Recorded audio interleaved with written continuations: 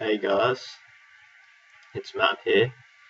I'm just wearing a little mask right now in the video, just for fun. It reminds me of Krishna a little bit actually.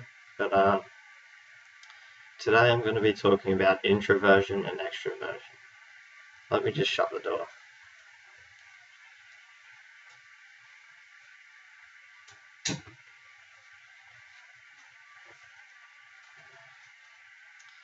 So introverts are obviously very different from extroverts in terms of the way they deal with energy, I guess you could say. So introverts are primarily focused inwards, whereas extroverts are focused outwards. So what this means is introverts draw their energy from within, whereas extroverts draw their energy from without. So an example of this is at a party, for example. So extroverts will be the ones jumping around, singing, and the center of attention, and talking to everyone they can, and making a fool of themselves, and just kind of having a lot of fun and thriving off the energy around them. Whereas an introvert at a party will most likely be located somewhere near the corner of the room or the side of the room, having a quiet, trying to have a conversation with one or more or a few more people. Just trying to get to know them at a more deep level or intimate level. At least that's what introversion should look like when it's not, riddled with anxiety or shyness or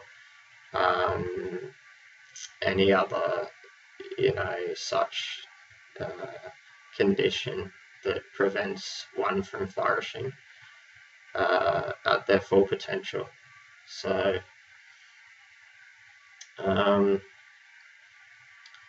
the thing with introversion and extroversion, however, is you may have a fundamental type, as in you might be fundamentally introverted or fundamentally extroverted, but that doesn't mean that you can't merge the spheres. And what I mean by merging the spheres is basically, if you're an introvert, you become an extrovert, and if you're an extrovert, you become an introvert. To do this requires a lot of hard work and a lot of patience, because it's going against the natural brain, I guess, of your psyche. Yes, so what that is called when you've completely merged the spheres is ambivert. So you're neither an introvert or an extrovert, you're an ambivert. You're 50% introverted and 50% extroverted. I can say for myself that this is the case. It's a bit more subtle than, being 50-50, because because of my fundamental introversion, that still predominates in my life. But I'm much more able to operate on an extroverted level now that I've grown myself to my greatest potential, or at least to the greatest potential that I could have by this moment in time.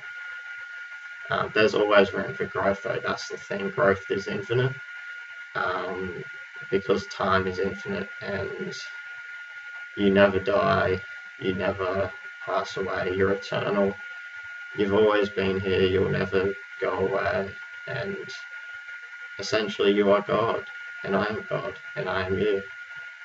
That was quite the detour, but I think you get the picture about introversion and extroversion, and how one needs to merge the spheres in order to become their greatest potential. Okay, that was a 5 minute overview of introversion and extroversion. I hope you gained something from that, and I'll be signing off now. All right, thank you.